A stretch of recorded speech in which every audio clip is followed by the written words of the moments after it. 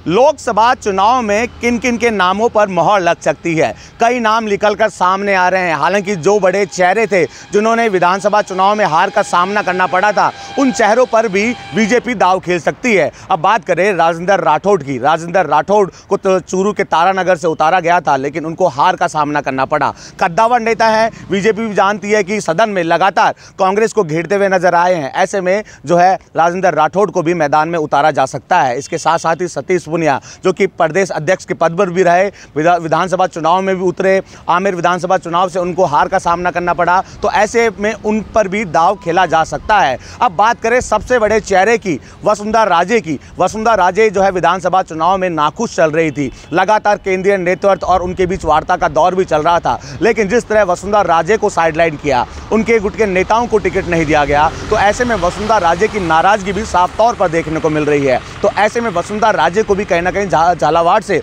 जो है बीजेपी जो है सांसद का उम्मीदवार बनाते हुए मैदान में उतार सकती है। और इसके साथ साथ ही कई और चेहरे भी निकलकर सामने आ रहे हैं, चाहे वो वसुंधरा राजे गुट के हो, जो कि लगातार पार्टी में सक्रिय रहे और कद्दावर नेता रहे हो, राजपाल सिंह शेखावत, जो जिनका टिकट काटा गया था, राज्यवर्धन सिंह राठौड़ को टिकट दिया गया था, तो उनकी भी नाराजगी साफ तौर पर देखने को मिल रही थी। तो उनको भी कहीं ना कहीं सांसद के रूप में मैदान में उतारा जा सकता है। इसके साथ साथ ही अगर बात करें अशोक लाहोटी की, जो लगातार विधानसभा चुनाव जीत रहे थे, लेकिन इस बार उनका टिकट काट दिया गया और उनकी भी नाराजगी साफ तौर पर देखने को मिल रही थी। तो ऐसे में अशोक लाहोटी को भी कहीं ना कहीं सांसद के उम्मीदवार के तौर पर बीजेपी मैदान में उतार सकती है। हालांकि बीजेपी के जो शीर्ष नेतृत्व है, उन्होंने पूरे राजस्थान की कमान संभाल ली है।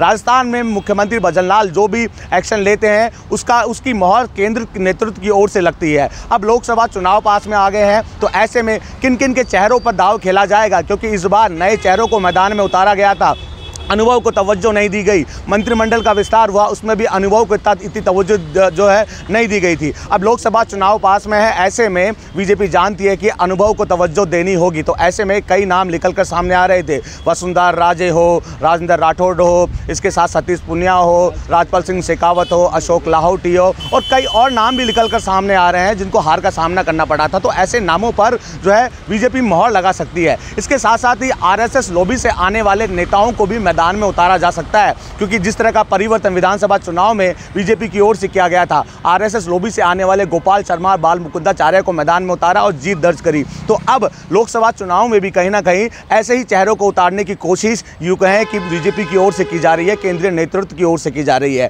बैठकों का दौर चल रहा है, दिल्ली से लेकर जयपुर तक लगातार बैठक चल रही है। बैठक के माध्यम से जो है राजस्थान में क्या सियासी गणित चल रही है, उसको भी टटोला जा रहा है। प्रदेश नेतृत्व की ओर से लगातार यहाँ से रिपोर्ट कार्ड तैयार करते हुए शीर्ष नेतृत्व को सौंपा जा रहा है। अब किसके नाम पर मोहर लगेगी, केंद्रीय नेतृत्व क्या अनुभव को प्राथमिकता देगा इस बार लोकसभा चुनाव में, या फिर जो है युवा चेहरों को सामने लाएगा, ये भी देखने वाली बात होगी। बसंत पांडे, TV9 जयपुर।